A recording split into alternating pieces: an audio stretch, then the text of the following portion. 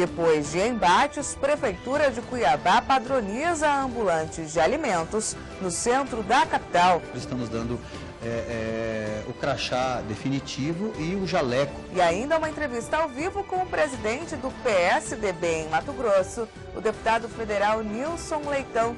Veja esses e outros destaques no RDTV desta terça-feira, dia 12 de agosto, que começa agora.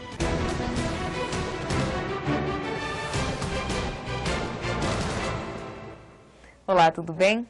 As barracas e carrinhos usados pelos vendedores de alimentos que atuam no centro da capital vão passar por mudanças. Segundo a Secretaria de Trabalho e Desenvolvimento Econômico de Cuiabá, a intenção é padronizar o serviço e levar segurança à população quanto ao consumo dos produtos. Entenda.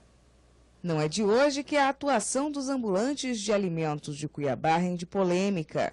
Em 2011, a Prefeitura e o Ministério Público Estadual assinaram um termo de ajustamento de conduta no intuito de regularizar a situação desses comerciantes, especialmente os que atuam nos canteiros e praças no centro da capital.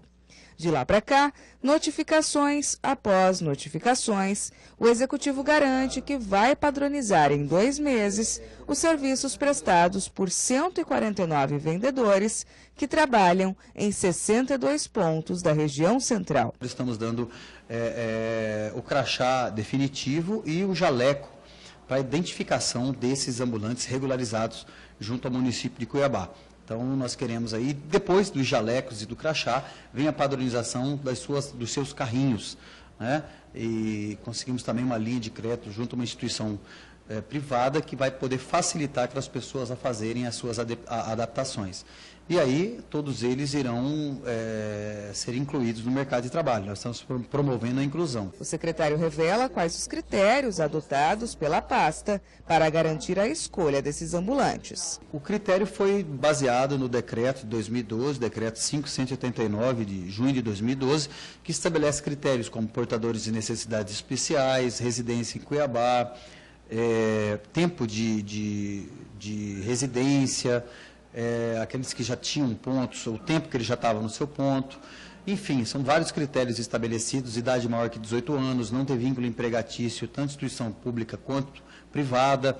Então, são mais de 10 critérios que nós seguimos, que as assistentes sociais seguiram e que chegaram a essas 149 pessoas nos seus respectivos pontos, ou seja, nos 62 pontos. A medida agrada àqueles que atuam no setor há anos, inclusive para evitar a concorrência desleal. Para nós trabalhar todo assim organizado, que trabalha no caso com autorização, para nós é bom, né? Porque aí é bom que aí não vai ter aquela bagunça de, no caso como a Praça das que tem mais ou menos aqui 4 na parte da manhã e 4 na parte da tarde, né? São 8 em cada praça.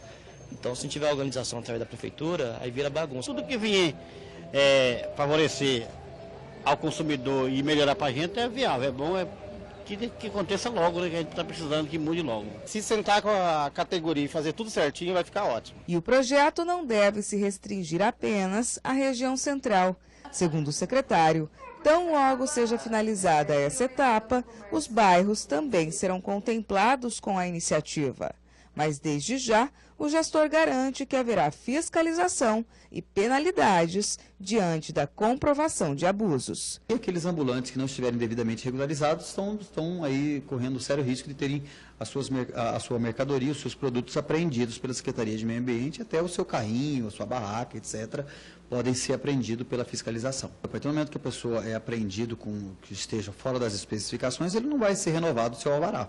Todos eles trabalharão com alvará, que é renovado anualmente. E a partir do momento que aquele cidadão não segue os padrões exigidos pela prefeitura, dando segurança ao cidadão, vai ter seu alvará suspenso. O gestor ainda ressalta que a prefeitura também está em alerta quanto à comercialização dos pontos localizados em áreas públicas. A gente vê vários cidadãos ocupando áreas públicas e o principal, existe infelizmente aqueles que se aproveitam da situação, pegam um ponto e terminam vendendo, ou seja, é inocente daquele cidadão que está comprando um ponto público.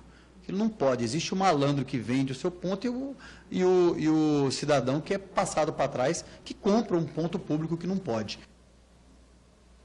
E o próximo governador, que assumirá em 1º de janeiro de 2015, vai pegar o estado com 27% da renda comprometida para pagamento de dívidas. Este número, no entanto, é menor que o de 2010, quando Silval Barbosa, do PMDB, foi empossado, em que o índice chegava a 55% da receita. O débito atual de Mato Grosso está em 2 bilhões e 800 milhões de reais, conforme números de abril passado. Com isso, o estado é o 10º menor endividado da federação, conforme números apontados pelo Tesouro Nacional e divulgados pela reportagem do site UOL no último sábado, dia 9 de agosto. O nível de endividamento de um estado é calculado na comparação com a receita corrente líquida. No caso de Mato Grosso, as dívidas contabilizam também os gastos com as obras da Copa do Mundo. O VLT, por exemplo, custou 1 bilhão e 500 milhões de reais e deverá ficar pronto apenas em 2015, conforme dados apontados pelo relatório do Tribunal de Contas do Estado. Mais informações na reportagem de Tarso Nunes, no portal do Grupo RD News.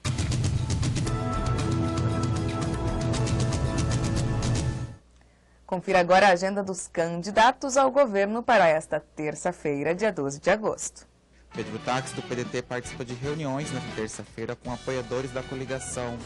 Rude Cabral, do PT, pela manhã concede entrevista e à tarde se reúne com coordenadores de campanha e com uma associação de Várzea Grande. E encerra a agenda de hoje com o lançamento de candidatura de um deputado estadual. José Riva, do PSD, está em Rondonópolis, onde realiza reunião em frigorífico e visita a Exposul. À tarde, participa de atividades parlamentares e depois se reúne com lideranças políticas de Várzea Grande. Muvuca, do PHS, pela manhã se reúne com apoiadores do partido em Acorizal e visita a clínica de recuperação. José Roberto, do PSOL, participa de reunião sobre propaganda eleitoral no TRE e visita o bairro Tijucal, em Cuiabá. E a decisão da ex-senadora Séries Marli, do PTB, de declarar apoio ao ex-presidente da FAMATO, Rui Prado, do PSD, na disputa ao Senado, expôs o clima de desentendimento criado na sigla PTBista após os diálogos que definiram os nomes que atualmente compõem a chapa majoritária da coligação Coragem e Atitude para Mudar, do candidato a governador Pedro Táxi, do PDT. O presidente do PTB em Mato Grosso, o ex-prefeito de Cuiabá, Chico Galindo, afirmou que fez de tudo para contemplar a correligionária com algum cargo na majoritária. Em carta pública divulgada na última semana, Séries Marli teceu críticas aos companheiros do PTB. A ex-senadora chegou a dizer que fez escolha errada ao decidir a sigla PTBista para se filiar após ter deixado o PT em 2012. Por outro lado, o senador Jaime Campos, do Democratas, reafirmou em reunião do Conselho Político neste domingo, dia 10 de agosto, apoio à candidatura de Pedro Táxi, do PDT, ao governo, por ter assumido publicamente o descontentamento com o grupo oposicionista. Contrariando comentários sobre suposta debandada dos democratas do bloco, ele garantiu que os correligionários são aliados, sim, do pedetista. Mais informações em reportagens no portal do Grupo RD News. E você não saia daí, porque na volta temos ao vivo uma entrevista com o presidente do PSDB em Mato Grosso, o deputado federal Nilson Leitão. Eu convido você a participar desse bate-papo enviando a sua pergunta, o seu questionamento, a sua opinião ao nosso convidado por meio do endereço tv.rdnews.com.br. Mas antes, uma breve previsão do tempo. Em Cuiabá, o dia deve permanecer assim, ensolarado. Faz 22 graus na capital. São 8 horas e 38 minutos. Vejo você em instantes no portal do Grupo RD News e também na TV Mato Grosso, no canal 27.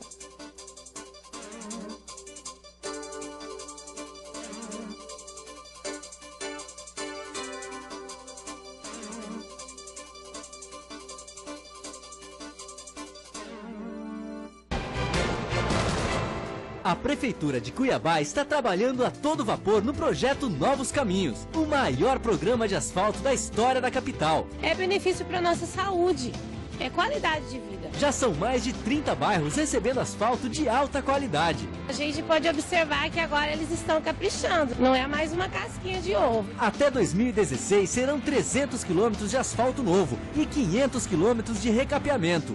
Prefeitura de Cuiabá, junto com o cidadão.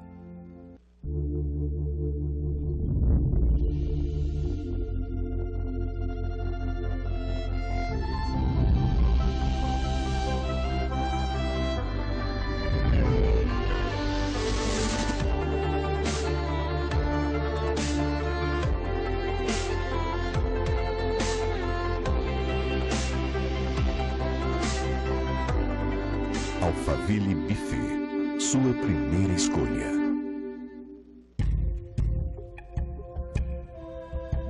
Você sabe onde seu filho pode brincar. Ele não. Evite os acidentes domésticos. Uma campanha Unimed Cuiabá. No mundo atual, a velocidade da notícia anda no tempo do próprio acontecimento. E você analisa, opina, busca, atualiza, onde quer que você esteja.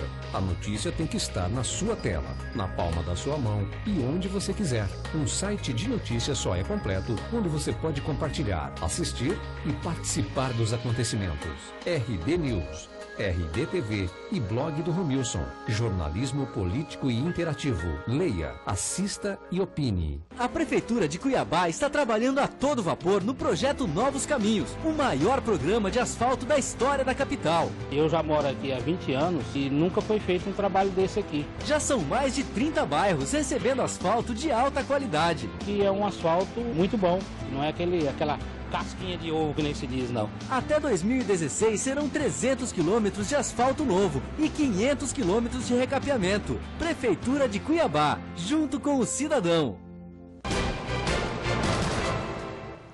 De volta com o RDTV e ao lado do presidente do PSDB em Mato Grosso, deputado federal Nilson Leitão. Lembrando que você pode mandar a sua pergunta por meio do chat no endereço tv.rdnews.com.br, que a gente encaminha o seu questionamento ao nosso convidado. Enquanto eu aguardo a sua participação, vamos ao nosso bate-papo, à nossa entrevista. Bom dia, deputado, e obrigada mais uma vez pela presença na RDTV. Eu que agradeço, é sempre um prazer estar aqui. Deputado, o senhor é um dos coordenadores da campanha do presidenciável Aécio Neves na região centro-oeste, não só em Mato Grosso. Como que está a agenda do Aécio para Mato Grosso? O Aécio, ele virá a Mato Grosso no dia 19, né? Dia 19 será numa terça-feira, ele vai chegar aqui às 16 horas, 15h30, né? Dará uma coletiva já em praça pública, será na Praça da República, em frente à Catedral, já convidando toda a imprensa estadual para estar presente, usando aqui o seu espaço, e convidando toda a sociedade para essa concentração. A partir da coletiva, ele fará uma caminhada na 13 de junho até a Praça Ipiranga. A Praça Ipiranga ele fará também uma fala para a população, fará lá o seu discurso, né, as suas propostas, terá todo o tempo ali para abraçar o cuiabano, ficar próximo à população. Ele não quis fazer evento fechado, ele falou que quer ir para a rua.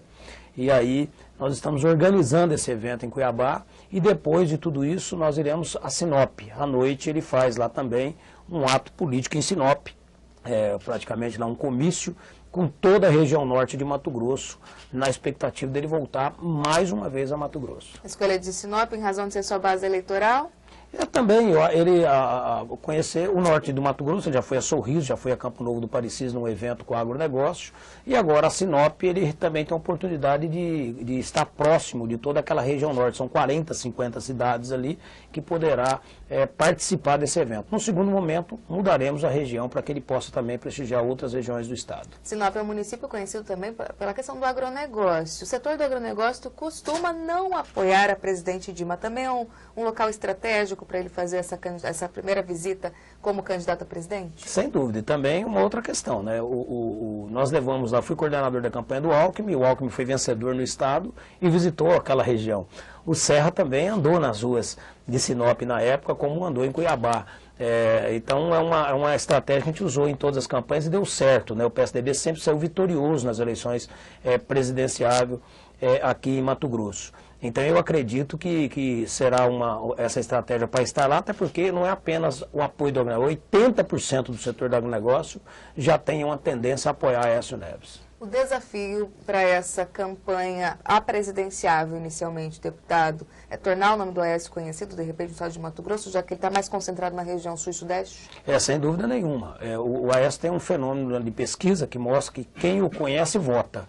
Mato Grosso, apenas 60% do eleitor mato-grossense conhece Aécio Neves. Então, nosso grande desafio é fazê-lo conhecido em todo o estado de Mato Grosso, fazer com que toda a sociedade mato-grossense o conhece, porque ele é essa alternativa de mudança, que é o grande sentimento do eleitor hoje. Em São Paulo, por exemplo, os números, ele é conhecido lá por 62%, 63% da população, e dentro dos que o conhecem, querem votar nele.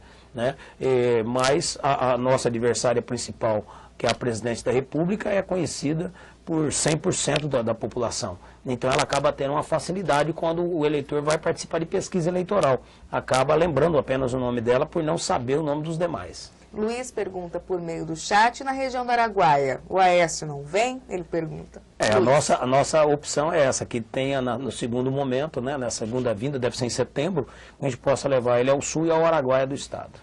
Então essa é a previsão de uma segunda visita. Isso, é uma segunda visita, ainda mais porque o Araguaia hoje é o nosso novo celeiro do futuro aí, É a região que precisa ser desbravada e que precisa uma atenção especial dos governos, que não está tendo hoje, nem federal nem estadual. Muitas promessas de ferrovias, de estradas, mas é a mesma promessa de 10 anos atrás. Então, Araguaia, com certeza, será uma boa atenção nossa. Organização do PSDB em Mato Grosso para a campanha no estado mesmo. Presidente, qual é a intenção de se fazer deputados estaduais e deputados federais? Nós queremos eleger, no mínimo, 3 deputados estaduais. Há possibilidade, tem bons nomes aí participando das eleições.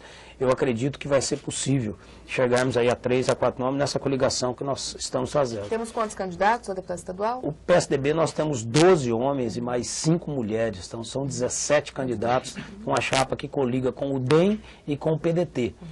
Então é uma briga dura ali, mas acho que podemos chegar de 3 a 4 eleitos dentro do PSDB, com toda certeza. E para federal, nós tínhamos com o Rogério Salles na chapa de federal, uma expectativa de eleger pelo menos 2, sonhando aí bastante. Hoje nós continuamos sonhando que poderá ser 2. Nós temos mais 2 candidatos, que é o Chiquinho, o Ricardo, que é daqui de Cuiabá, e nós sonhamos em poder chegar. Mas os números mostram que poderemos eleger 1 a 2, mas com certeza 1 com chance de ser 2. Uma das apostas seria o próprio nome do senhor, já que é candidato à reeleição. Eu espero, nós estamos trabalhando para isso, para que possa ser reeleito. Na Câmara dos Deputados, o senhor é vice-líder do PSDB na Câmara e tem usado bastante a tribuna, falava nos bastidores, até mais que o próprio líder do PSDB na Câmara. Deve adotar esse mesmo tom nessa caminhada até as eleições? Eu acho que é o estilo, você não tem como mudar, é da natureza da gente.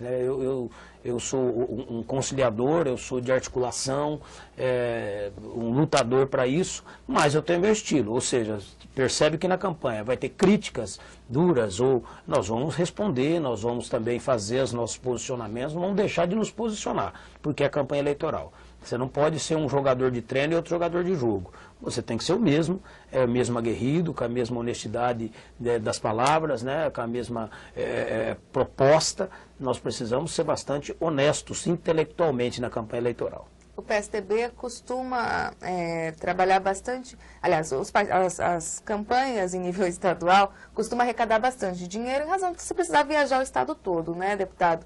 O senhor teve as contas, já da primeira prestação de contas, aquele que mais teve receitas e despesas nessa primeira prestação. A que o senhor atribui as doações de campanha, os financiadores? Não, eu acho que eu sou dos que menos vou receber. A diferença é que eu prestei minha conta de forma honesta. E não tenho problema de falar isso. Precisa de fiscalização na campanha eleitoral. Eu duvido muito, teve candidato aí, a deputado federal, que prestou conta de 12 mil reais. Eu quero fazer uma conta porque, para quem vai nos assistir, está nos assistindo. Alguém que visita 30, 40, 50, 70 cidades nesse período, com 12 mil reais, quem pagou a sua gasolina, quem pagou o seu transporte, quem pagou o seu hotel, o seu material, a contratação. Não é que eu prestei conta de muito dinheiro. É só fazer a conta aí de 50 a 60 cidades. Se eu gastei 700 reais, 600 reais por cidade, é um valor razoável. O que não é razoável é quem não prestou a conta como deveria. E eu sempre digo que toda corrupção começa nas eleições. Então, a grande honestidade começa na prestação de contas. Eu falo para a minha equipe que tudo que eu fizer tem que ser de forma oficial, porque é assim que funciona a campanha eleitoral. Eu deixei de ser um cidadão comum no dia do registro da minha candidatura.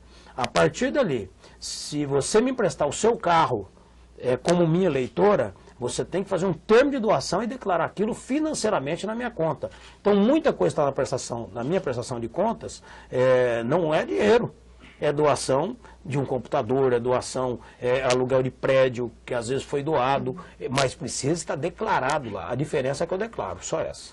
Os demais candidatos podem não ter feito Muita isso. gente não declara a verdade, né? E é isso que é o grande problema. É só ver o tamanho da estrutura de alguns na rua, que já está com... O meu material não foi para a rua, praticamente. Eu vou começar a soltar minha campanha dia 15. Tem gente que já está em campanha há 30 dias e declarou 10 mil reais. Tem gente que diz que não gastou nada e está com material na rua aí há 20, 30 dias. Então, é só prestar atenção nesses detalhes. Deputado, enquanto presidente do PSDB, como têm sido os trabalhos ligados à coligação Coragem e Atitude para Mudar para o fortalecimento do nome do Pedro Táxi? Tivemos inúmeras rusgas internas. Essa desistência do Jaime já foi superada? Eu acredito que sim. O Jaime é um grande companheiro, é um parceiro, é uma falta enorme dentro da campanha eleitoral. Agora o grande desafio, o grande esforço é trazê-lo efetivamente para dentro da campanha. O Jaime será o coordenador dessa campanha do Aécio, que agora ele terá mais tempo livre para isso, inclusive. É um grande parceiro do Aécio Neves junto conosco. Então eu não tenho dúvida que ele é o eleitor do Pedro Táxi, ele é eleitor de Rogério Salles, né? E tenho certeza absoluta que dentro dessa coligação todo, o Jaime continua sendo muito importante. Eu sempre dizia isso. Quando o Jaime desistiu, eu falei que seria uma perca enorme. Porém, ele maior ainda seria se ele não participasse das eleições. Mas o Jaime é um cara fantástico, que eu tenho a maior admiração por ele, e eu tenho certeza absoluta que ele já está nos ajudando e ajudará ainda mais daqui até o final das eleições. Colocá-lo na coordenação da campanha do Aécio Neves foi uma alternativa mais plausível para resgatá-lo? Não, na verdade ele já estava nessa coordenação. Eu mudei o PSDB, tanto que o coordenador geral da campanha do Aécio em Brasília é o Agripino Maia, que é o presidente do DEM Nacional. Ele já estava nessa coordenação. A única coisa agora é que ele deu esse tempo após a saída, né, da desistência dele, e agora retorna ajudando a coordenar. A equipe está todo o tempo conosco. Na época da desistência do Jaime, ele falou muito da questão de traição, de deslealdade, na verdade foi o termo que ele usou, em razão de haverem muitos líderes de partidos que não estavam abraçando a campanha dele. O senhor concorda com essa situação? Eu acho que faltou solidariedade ao Jaime. Eu não vou deixar de dizer isso. Mas é um fator que já está superado, né? O Jaime desistiu. A razão dele desistir foi uma razão totalmente pessoal, íntima dele, né? E que eu tenho que compreender. Né? Mexeu com o brio dele, mexeu com a sua honra. Né? E o homem pode ter dinheiro, pode ter tudo, mas às vezes quem tem caráter, como é o caso do Jaime, ele desistiu por conta disso. Ele falou, não, eu não preciso desse sofrimento todo, nem levar minha família a esse sofrimento. É um homem vitorioso como ele. Então eu acredito que foi um equívoco, mas agora superado, corrigido, e não tem nenhuma dificuldade em a gente tocar a vida para frente. Diante da desistência, muitos nomes foram colocados, inclusive o nome do senhor para ser candidato ao Senado. Por que a escolha do Salles e não do senhor? Na verdade, quando o senador Pedro Táxi, o próprio grupo, me convidou para ser candidato a senador, eu já tinha uma definição clara, que eu já tinha um projeto na minha carreira de ser candidato à reeleição. Eu quero mais um mandato, eu quero terminar com os projetos que estão lá em Brasília. São mais de 38 projetos encaminhados. E eu indiquei o nome do Rogério, foi uma indicação minha para o Pedro, convidei o Rogério, tive que convencer o Rogério também tinha uma campanha de federal garantida, praticamente eleito. Né, ele chegou de falar para a imprensa que brigou em casa para ser candidato. Dos números, como? Ele chegou de falar para a imprensa que brigou em casa. Brigou, a dona Marília não sabia, ficamos a tarde toda junto e depois que ela ligou à noite, que ele falou, quebrou o pau no telefone, mas no jeito dele. A Marília é fantástica, ele também, ele é de uma serenidade enorme. E o Rogério hoje é essa grande surpresa. Já está crescendo nas pesquisas de forma vertiginosa e tenho certeza absoluta que será um páreo duro. Eu espero e acho, na minha visão pessoal, que o Rogério será senador da República. A alternativa de resgatar a representatividade do PSDB, que tem perdido nos últimos anos, tanto em nível nacional... sem dúvida. A gente imaginava ter 2 federais, né, e 3 estaduais, agora poderemos ter um senador, ter o federal e ter os estaduais. Então, sem dúvida nenhuma, é um salto enorme. O PSDB Nacional está muito feliz com o que ocorreu. Triste, porque acho que a a saída do Jaime não representava também o Aécio Neves no partido aqui. Mas o Rogério, sem dúvida nenhuma, será uma boa surpresa a todos nós. É uma candidatura confortável para o PSDB também, né, deputado? Já que o Rogério Salles já detém um mandato enquanto vice-prefeito de Rondonópolis. Caso não seja eleito, não seria uma perda. E mais do que isso. Acho que a única coisa que perde é que teria uma vaga para federal, mas não perde. Para você ter uma ideia, em Rondonópolis já está praticamente empatado tecnicamente nas pesquisas. No Nortão, com o Elton. No Nortão, o Rogério já, sem o CNPJ dele pronto, sem material na rua, já passou da casa dos 15%, 16%. Né? No Araguaia ele vem crescendo. Então, não tem 10 dias de campanha. A hora que o material dele sair, que é de hoje para amanhã, e realmente for para a rua, colocar o nome do Rogério, a história dele, é uma pessoa de muito conceito, muita ética, né, muita moral, ele tem um respeito enorme ali na região sul, e aqui em Cuiabá ele já cresceu bastante como ex-governador, o homem que denunciou o crime organizado. Eu não tenho dúvida nenhuma que o Rogério será a surpresa das eleições. Luiz pergunta novamente se o Aécio Neves vai à região do Araguaia. Deus quiser, se ele vier, o acordo é vir em setembro em Mato Grosso, e aí as duas opções que nós queremos dar a ele é o Araguaia e a região sul. Ângelo Oliveira, gostaria que o senhor falasse sobre reforma política. Quais são as ações que o senhor já fez ou pretende fazer como deputado federal e candidato à reeleição? Na verdade, eu já tenho propostas na Câmara Federal. Uma delas é acabar com o tempo de televisão para os partidos que estão só na proporcional. Por exemplo, coligou aqui, na prática, o PDT com o PP. Na minha lei, só vai valer o tempo de televisão dos dois. O partido que estiver na proporcional vai contar o tempo dele só na proporcional, desde que ele tenha candidatos suficientes para participar daquela eleição. O que não pode é um partido político ter apenas um candidato para uma disputa de deputado estadual e ter seu tempo de televisão contado igualmente como os outros. O partido tem que existir, ele não pode ser um partido só de gaveta ou partido comercial, que só participa na época de eleição. Esse é um fato que tem que se fazer. A outra coisa que também é uma lei minha, reduzir a contratação de cabo eleitoral por uma proporção de população. Não é possível uma cidade com 10 mil habitantes você contratar 1.500 cabos eleitorais. Isso é compra de voto descarada. Então nós também temos esse projeto de lei que acaba com que limita essa contratação. E os outros, infelizmente, nós aprovamos, mas só vai valer para 2016, mas já está aprovado desde dezembro, que é acabar com carro de som, pinturas de muro. Em Sinop eu já fiz isso com o prefeito, né? Desde 2007 já não tem mais carro de som na rua, proibido pela lei municipal, mas a lei federal ainda permite e que só vai valer a partir de 2016. A grande reforma política é deixar de forma transparente os gastos públicos de campanha, né? Para que não haja caixa 2. Esse seria o grande desafio. O debate é em relação ao financiamento público. Se haver o financiamento público, você democratiza, porque a pessoa às vezes não tem dinheiro, mas tem uma competência, uma capacidade enorme de ser um bom deputado, um bom prefeito, um bom governador. E o que ele faz? Ele disputa a eleição contra o dinheiro. E é muito dinheiro, às vezes dinheiro público de forma ilegal, ou às vezes dinheiro de grandes empresários. E acaba ficando desleal esse debate. O financiamento público, ele precisa ser colocado, na minha opinião, mas com voto distrital, ou seja, valendo a eleição para cada região, para que cada região seja contemplado com um candidato. Ângelo Oliveira ainda se manifesta pelo chat, deputado. Quando o Brasil vai fazer política de verdade, os deputados irão criar um sistema político verdadeiramente democrático? Não, ele existe. Na verdade, o problema é a prática. O governo estadual e os prefeitos acabam trabalhando de uma forma como subservientes do governo federal. Porque na Constituição são todos iguais. O problema é que na hora do repasse financeiro, a União concentra todo esse dinheiro lá cada vez mais. Aí fica todo mundo de pires na mão. Com isso, transfere para o período eleitoral, que discutem sobre alinhamento político. Se eu estiver do lado do presidente vai ser muito melhor. Não, o dinheiro é público, ele tem que ser democratizado. Só que nós temos a menor oposição do Brasil, por isso que houve o mensalão, porque o governo que está aí acabou comprando deputado, pagando. Nós que somos da oposição sofremos de uma forma fantástica esse momento da política equivocado. E a população tem muita razão de estar divorciando da política cada vez mais. Se não tiver uma mudança radical nesse sentido do comportamento político, está muito mais no comportamento do que na lei. Esse é o problema. Tem deputado que está prometendo a mesma coisa há 10 anos. É uma rodovia que vai sair, não sai.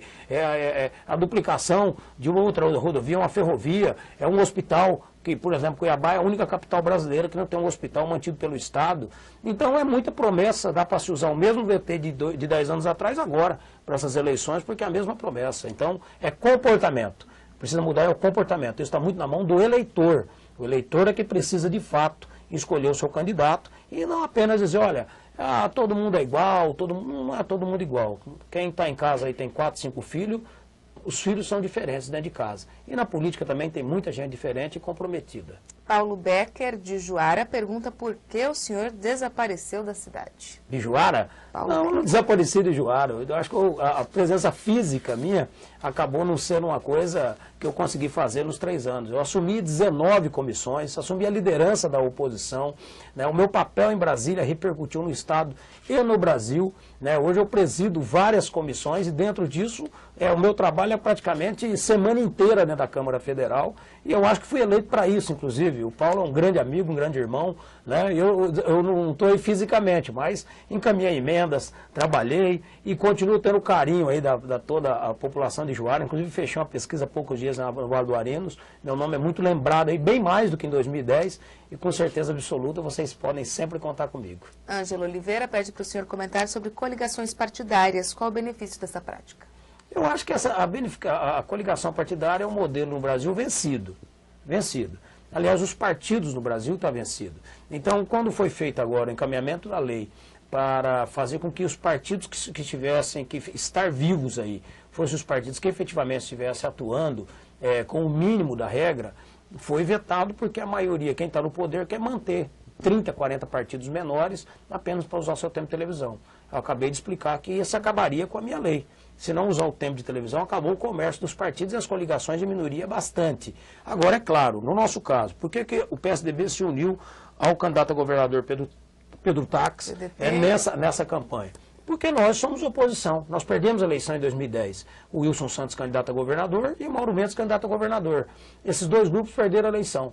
Sentimos que contra esse poder econômico que está aí, um Estado rico, e que algumas pessoas não têm pudor para usar o dinheiro público para fazer campanha eleitoral, só tinha uma chance de nós nos unir a favor de um objetivo, que era essa mudança, uma nova proposta para Mato Grosso. Então essa coligação foi exatamente baseada nisso, e não em outra coisa. Nós não temos cargos a oferecer, não foi negociado nada de futuro, ao contrário, foi acreditando que é possível apresentar uma nova proposta. O modelo, eu concordo com qualquer um que falar, o modelo está vencido e eu acho que precisa ser mudado, não só comportamental, mas também a legislação. Não pode mais ter esse modelo político que está aí. E, repito, esse modelo que faz com que a corrupção comece nas eleições e não para durante o mandato para muitas pessoas. Qual vai ser a organização do PSDB, deputado senhor, enquanto presidente do partido, para evitar as debandadas que a gente tem registrado, especialmente na coligação Coragem e Atitude para Mudar? Eu acho que num nome assim, debandada, sabe? É claro que um nome ou outro, todos importantes, acabam ficando descontentes quando se junta muita gente, né? Os espaços reduzem. Mas que espaço é esse? Nós somos hoje a oposição, nós não somos governo. Esse espaço só poderia ser debatido depois de uma vitória, que mesmo assim não há necessidade, né? O Estado é muito grande, precisa de todo mundo para ajudar a administrar. Eu acredito que é normal, nesse período, esses conflitos, quando se junta 3, 4, 5 grupos antagônicos, né? No efeito da disputa eleitoral, mas que muitos pensam iguais no que tange a esse futuro, a essa mudança que nós sonhamos. Então, eu acho que não tem tanta debandada. Quem desistiu do grupo, quem saiu do grupo, foi por uma questão pessoal, ou não alcançou o espaço que desejava, e aí é complicado. Quando você faz política, você tem que pensar no coletivo. Quando você pensou em você, você tem muita chance de se frustrar. Quando você vem para a campanha eleitoral, vem participar de um grupo político, pensando apenas no seu espaço, você tem uma chance enorme de se decepcionar. Quem não vem com isso e pensa realmente no coletivo e numa proposta, num projeto novo, não se decepciona porque está aí, vai enfrentar dificuldade, vai enfrentar barreiras, mas definitivamente vai estar aí muito focado no objetivo que é ganhar as eleições e apresentar um novo projeto para o Estado. Como o PSDB deve lidar com esses correligionários que não adotarem a coligação? Eu acho que é um momento do basta, né? Acho que a população está cansada da política e nós também estamos cansados das infidelidades, das deslealdades que existem na política. Quem faz parte de um partido político, se está naquele partido é porque tem que gostar daquele partido. Se não gosta, pede para sair do partido. Mas se está no partido, tem que ser leal àquele partido. O partido decidiu, ele tem uma regra, ele tem um regimento. Ele tem um regimento que todo mundo, quando entra, tem que saber qual que é. Decidiu apoiar um grupo, esses filiados têm que acompanhar esse grupo, principalmente quem tem cargo eletivo. Né? Um vereador, foi eleito vereador por esse partido, está usufruindo das benesses desse partido. Chega num outro período eleitoral, onde a candidatura é de majoritária, e ele não acompanha, o partido irá ter suas punições, sim. Nós criamos uma comissão de ética presidido pelo Dr. Luciel Tavares, né, que é o secretário-geral do PSDB, e ele estará acompanhando no estado todo o comportamento do partido, para que a gente saia, pelo menos, mais ético do que entramos. Nós possamos ter aí um acompanhamento, pelo menos para corrigir, né, a questão da ética, que é o que a sociedade desperta cada vez mais contra a política. O comportamento da classe política. Olha, precisa de ter um certo rumo, e esse rumo que nós queremos ter no PSDB. Cobrando essa dedicação dos correligionários, serão estabelecidas metas? Como vai funcionar essa organização? Eu acho que um partido político que vive na cidade, ele tem lá o seu grupo, ele precisa trabalhar pelo mínimo de votos, né? Pelo menos demonstrar que ele participou da campanha eleitoral. Não ter o partido apenas para dizer, olha, eu sou presidente do partido da cidade tal ou da cidade tal. Ele precisa, de fato, participar da agremiação, ele precisa disputar, discutir a eleição, pedir voto para o seu grupo, seu presidente da República. O PSDB oferece isso. O PSDB oferece alternativa. Se nós não tivéssemos candidato a presidente da República, nós não temos candidato a governador do PSDB. Mas temos um candidato a governador que o PSDB escolheu e aprovou em convenção. Então é necessário que seja leal, que seja fiel a isso. E isso vai ser cobrado, avaliado. Isso não é uma meta só do PSDB. Outros partidos já estão fazendo isso também, entendendo que não adianta mais ir contra a questão partidária. Como acontece nos Estados Unidos, o partido forte torna a democracia mais forte. Agora, quando a pessoa se torna mais forte que o partido, aí fica uma coisa individualizada. Aí vira essa bagunça que o Brasil está vivendo. Luiz pergunta sobre a BR-158. O que eu gostaria que o senhor falasse sobre o assunto. Ela vai ser terminada? Muitas famílias são destruídas devido aos acidentes nessa época do ano. Isso é a maior pouca vergonha que tem no Mato Grosso, no Brasil, obras como essa. A 158, desde quando eu era vereador em Sinop, em 1997, estão lançando essa obra. Já lançaram ela umas 40 vezes, mais ou menos. Né? Toda vez tem um ato de lançamento. Só nos últimos 10 anos foi lançado 8 ou 9 vezes. Agora, que um traçado novo ia sair, mais uma vez, vem a FUNAI para tentar mudar o traçado devido a Suyami-Sul, né? Querendo aumentar uma reserva que, na minha opinião, não existe. Então, ela, mais uma vez, paralisou. Mas quem é a FUNAI? A FUNAI é o governo. Quem é que faz a obra federal? É o mesmo governo. Peraí. Então, quem é que está enrolando, embromando? É o governo. E quem promete ela é irresponsável. Essa obra só vai ser hora que tiver um governo com vontade que ela saia. Esse governo aí não quer que ela saia. Esse que é o grande problema. Quem defende esse governo aí não fará a 158. Eu gostaria que o senhor fizesse uma avaliação, para caminhar para o nosso fim de bate-papo, da avaliação do candidato ao governo José Riva, desde a última vez que o senhor veio, é que a gente não tinha o Riva nem como pré-candidato ao governo. Acredita que, de fato, possa comprometer a candidatura do Táxi? Não, eu acho que disputa eleitoral você não escolhe adversário. Eu tenho respeito por toda a classe política, inclusive pelo Riva.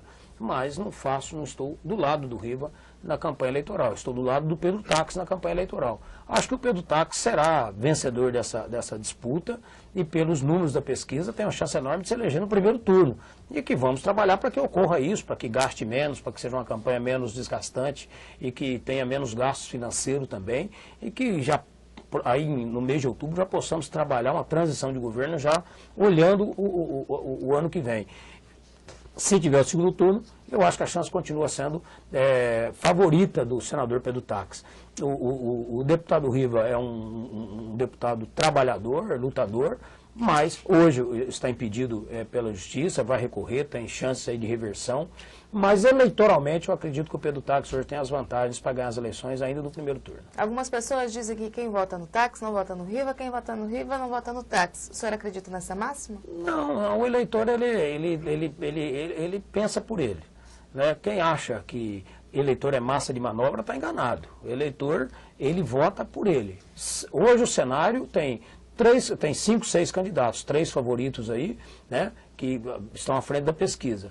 O eleitor está olhando esses 3 candidatos. Se ficar 2 candidatos ou se trocar um terceiro candidato, ele vai rever sua posição. Né? Isso acontece todo dia, todos os dias. Não é porque a pessoa vota em mim que vai votar no meu irmão, porque tem o mesmo sobrenome.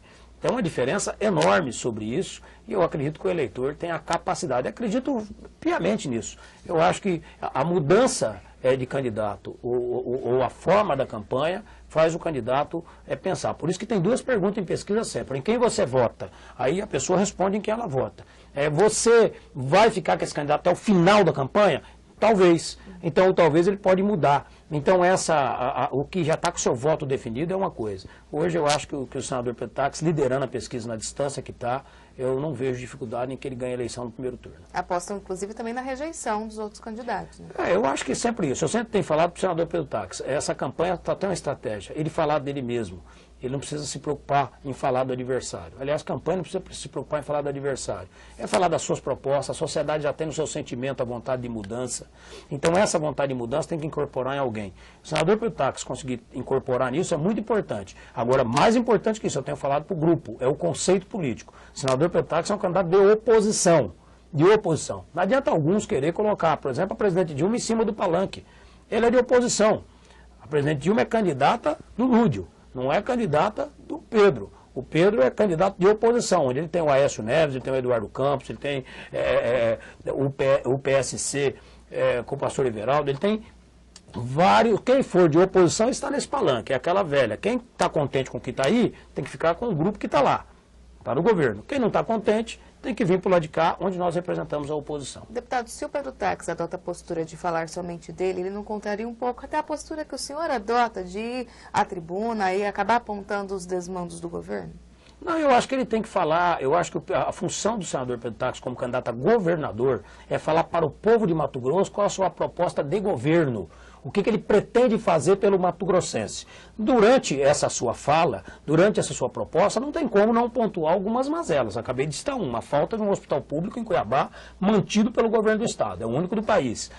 A questão do FETAB. É claro que não tem como você não discutir o FETAB, que não é aplicado nas estradas há muitos anos. Né? Não tem como você não discutir a gestão da eficiência no estado de Mato Grosso, que pegou quase 7, 8 bilhões de dinheiro emprestado para fazer aquilo que o governo arrecada e está gastando errado em algum lugar. É claro que o senador Pedro Táxi vai ter que se posicionar em relação a isso, mas falando o seguinte, olha, eu acho que isso está errado, é assim que eu vou fazer e é assim que eu vou dar resultado. Eu acho que a crítica pode acontecer, mas ele precisa dar uma alternativa para a sociedade entender qual que é a sua proposta. Vou fazer as duas últimas perguntas dos internautas. O André Luiz pergunta se o senhor acompanhou a entrevista ontem do Aécio Neves no Jornal Nacional da Rede Globo. O que o senhor achou do tempo que o apresentador William Bonner gastou perguntando sobre assuntos já esclarecidos, como o aeroporto próximo à fazenda do tio-avô de Aécio. Acha que o apresentador vai adotar o mesmo tom com a Dilma? Eu acredito que é uma obrigação, né? A concessão pública de televisão é para isso, ela não pode ser partidária. Mas eu acho que esse endurecimento com o senador Aécio vai ter com os demais candidatos. Eu não vejo nenhum problema nisso. Eu acho que candidato tem que ser realmente apertado. Realmente as perguntas foram desnecessárias, na minha opinião. Não produziu efeito para o eleitor e nem para o Brasil. Eu acho que é um momento que foi perdido pela emissora de televisão, que poderia ter feito uma pergunta muito mais para efeito propositivo. E não apenas querer ofender, humilhar o candidato publicamente. Mas o Aécio está muito acima disso, foi governador 8 anos, foi presidente da Câmara por várias vezes, foi 4 mandatos de deputado federal, é um homem de pedigree, neto de Tancredo Neves, né, e senador da República, candidato a presidente da República, é o principal da oposição. Eu acho que foi desnecessário, poderia ter sido melhor aproveitado para o Brasil, para o candidato e para a própria emissora. Mas faz parte. De repente foi a linha que foi tomada. Vamos esperar hoje como que vai ser o outro candidato e amanhã a candidata que está no governo. Leonino, gostaria de saber se o senhor for reeleito, dará continuidade à BR-158. Com certeza absoluta. Com certeza absoluta é uma luta, não só a 158. Toda a infraestrutura logística do Estado tem que continuar sendo uma luta. Agora, o que eu falei agora há pouco, eu repito, não adianta enganar. Com o governo que está aí há 10 anos prometendo, não vai ocorrer. Porque o modelo que eles adotaram para fazer com que essas rodovias ocorressem não vai acontecer nunca, porque eles cada vez criam um empecilho. Quando o empecilho não é financeiro, não é orçamentário, agora é indígena. Quer dizer, um absurdo, uma coisa incomum que acontece nessa região, que é uma falta de vontade do governo. Para prestigiar nosso internauta, a última pergunta. Agora, Ângelo Oliveira pergunta: o partido político deveria por receber recursos públicos do fundo partidário, não deveria ser submetido à Lei 8666, que é a Lei de Licitações? Isso não minimizaria as fraudes? É sim, mas só que os gastos até R$8.000 você não precisa licitar. Por exemplo, o PSDB recebe aí de 15 mil a 20 mil por mês para manter a estrutura partidária. Isso é o que ele recebe por mês. Você mantém a folha de pagamento, então metade disso. Então o que sobra para gastos, você gasta às vezes R$1.000 de aluguel. Agora, a partir daí, se você for fazer uma compra acima desse valor, eu concordo que tem que ser tratado como qualquer coisa pública no país. Mas sempre é um valor muito baixo. Agora, nacionalmente, sim, nacionalmente é um valor alto que se recebe e aí precisa ser redistribuído. É uma boa proposta para que se possa colocar. Apesar que o governo do PT acabou com a 8666, né?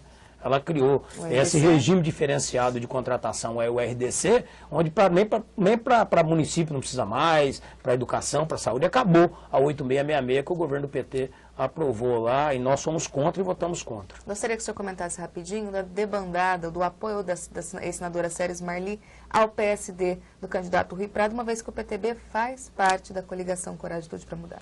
A senadora Séries tem uma história em Mato Grosso, é bonita, ela é uma lutadora, fui deputado estadual com ela, mas é lamentável. Eu sou amigo do Rui Prado, né, represento o setor que ele faz parte, que ele preside, a FAMATO, mas eu acho que foi um erro, acho que tem uma questão partidária. A senadora Séries não conseguiu emplacar o seu nome para Senado, na chapa de Pedro Taque, que ela tentou, e a partir daí ela já não apoiava o Jaime Campos. Então não é uma novidade, ela não está apoiando aqui. Ela já não apoiava o Jaime Campos. Silenciou por um tempo e decidiu agora apoiar o Rui por uma questão pessoal. Acho que é um apoio pessoal dela, é um direito que ela tem, né? Ela escolheu o seu candidato a senador e eu desejo muita sorte para ela e para o Rui, para todos os nossos adversários. Espero que essa eleição termine em paz para Mato Grosso e que tenha um novo momento aí do Estado em que as eleições terminem de fato e comece aí um novo projeto para o Estado. Ela chegou de participar do trabalho de articulação do Grupo dos 13? Ela trabalhou, ela chegou a visitar em janeiro, no começo, nós fomos ao Araguaia junto, mas logo de que o nome do Jaime foi se consolidando, ela se afastou de forma muito forte de todo o grupo. Acredita em segundo turno? Eu acho que nós temos uma chance enorme de ganhar no primeiro, mas é sempre um risco, temos que trabalhar muito, nos dedicar com muita humildade, fazer que tenha a união desse grupo, né, essa harmonia que é importante e que acertar esse discurso cada vez mais para que a sociedade sinta confiante, né, nesse grupo que está apresentando essa nova proposta. Tá certo, deputado, a gente agradece sua participação mais uma vez aqui na RDTV. Eu que agradeço e deixo aqui o convite para o dia 19, na Praça da República, às 15h30, para receber o nosso presidenciável Aécio Neves. Eu ficarei muito feliz em vê-los lá. Tá certo, deputado, a gente agradece a participação e todas as participações que tivemos também por meio do chat. Nos vemos de novo amanhã ao vivo, às 8h30 da manhã. Até lá.